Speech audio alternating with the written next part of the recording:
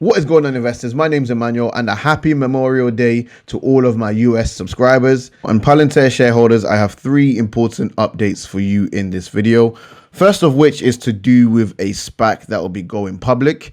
Palantir is a PIPE investor, so no surprises there.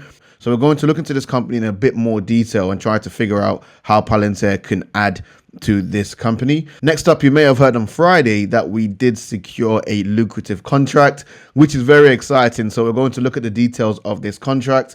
And at the earlier part of the week, at the start of the week, we also secured another $32.5 million contract. So we're going to go into the details of that also. So if you gain any value from this video, please make sure you smash the like button. If you're new to the channel, hit the subscribe button and the notification bell to stay up to date with all of my latest video contents. If you are looking for a Discord community where we do discuss all things stocks, including Palantir, we have a dedicated Palantir channel in my Discord. Then you can do so by clicking the Patreon link in the description below. However, I will wait for June to start so you get a full month, okay? So with that said, let's dive straight into it. So the company is called Wejo. I think I'm pronouncing that right. Wejo to go public. Deal values auto data startup at $800 million. So straight off the bat from this headline, you can see it's got Palantir's name written all over it. Auto data startup. Okay. So more information regarding the company. They're an auto data startup and they are backed by GM. Now, when I saw this, didn't impress me whatsoever. I lost a lot of credibility personally for General Motors when they announced a deal with Nikola. I believe it was General Motors, yeah. So they backed Nikola, but look how Nikola turned out.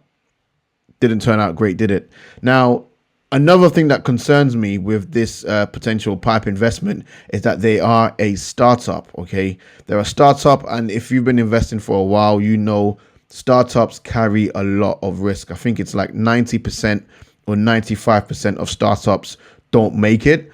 So with that being said, it does carry a ton of risk. And seeing Palantir investing in a startup, it does make me a little bit, nervous, okay? It will go public through a reverse merger with blank check company Virtuous Acquisition Corp. So if you do decide you like the look of this company, you can invest directly into this SPAC, and the ticker symbol is VOSO.O, okay? In a deal that values the British company, so they are a British company, at $800 million, including debt, the company said on Friday, okay?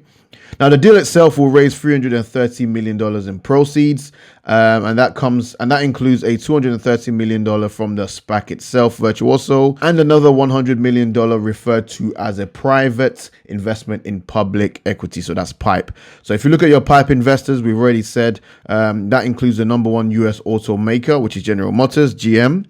And they've already previously invested in Wejo before, which is quite interesting. So now they're also now a PIPE investor. And here we go. It says, as well as data management company Palantir Technologies. Now, there's an interesting statement here which says the future is data. And this is a company that's sitting right there in the middle of this incredible wave of data that's coming. All this opportunity to monetize it is almost limitless. And I must admit, I do agree. In terms of the most valuable commodity on the planet right now is data. Data surpassed oil, I believe, in 2017 as the most valuable commodity. So with this statement saying data is the future, I'd probably argue and say data is the present and is the future. So they are a data management startup. Now let's take a look at their investor relations page.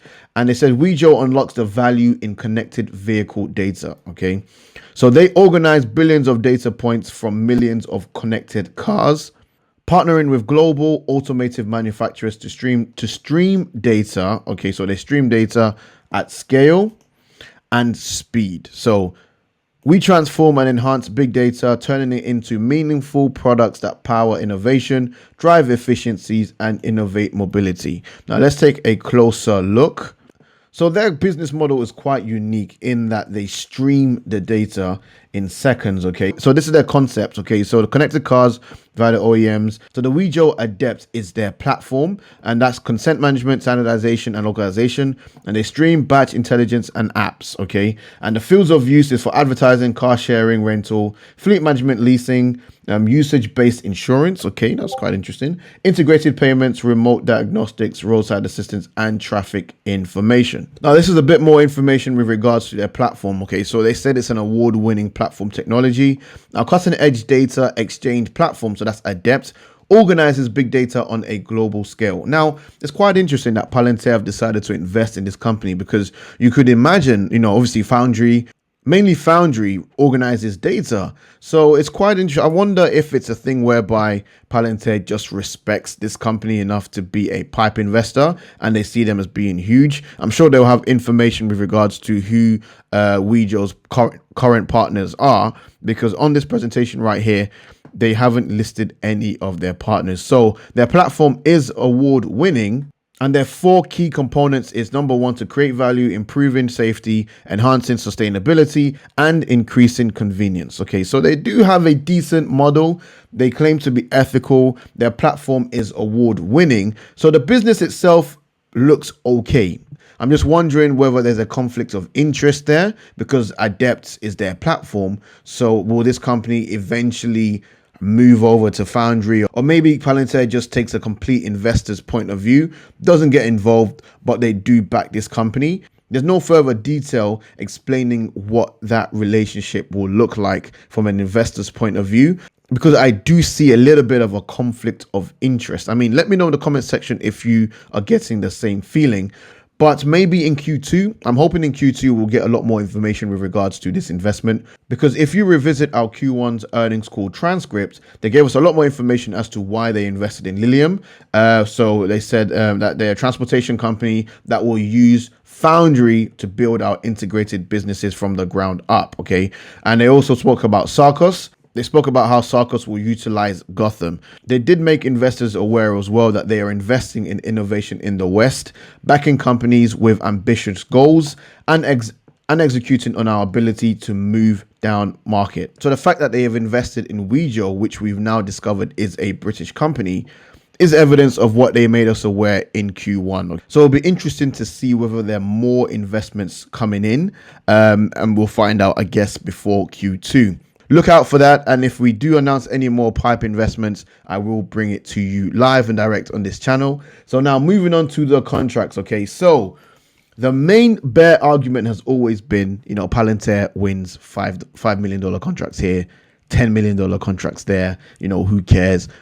Bears, you have to keep quiet now. This is a massive contract worth $111 million. Okay, so Palantir Technologies announced it had been selected by the United States Special Operations Command to continue its work as their enterprise data management and AI-enabled mission command platform as part of the Mission Command System Common Operational Picture program.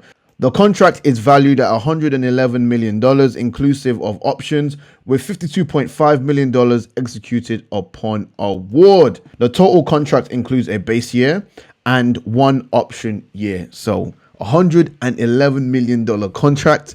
So Bears, I do not want to hear your argument again that Palantir wins small contracts. This is not a small contract. $111 million. Thank you very much. So shh.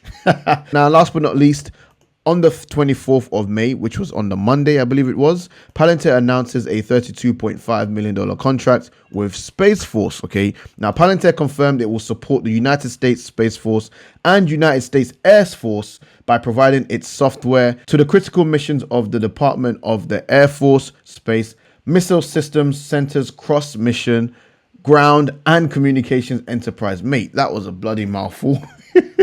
Anyways, further details with regards to the contract is that this is a firm fixed price award totaling $32.5 million, and essentially Palantir will deploy and maintain Palantir's data as a service platform to support SMC, EXC, space command control, and program elements. Okay, so this is fantastic news. As an investor in Palantir, it just gets me so excited that we continue to win contract after contract after contract. And if you notice, the value of the contracts are going up. So in Q1, I will admit we did see a lot of $5-10 million contracts. But guys, this is $32.5 million and this is a $111 million contract. So your bear thesis or your arguments against Palantir with regards to contract size is now officially out of the window. So that's all I have for you in this video today. Please make sure you smash the like button if you gained any value. If you are new to the channel, hit the subscribe button and the notification bell to stay up to date with all of my latest videos. Remember, none of this is financial advice, so please make sure you do your due diligence. But this just gets me excited for Palantir. Thank you so much for your time, and I'll catch you in the next one. Peace.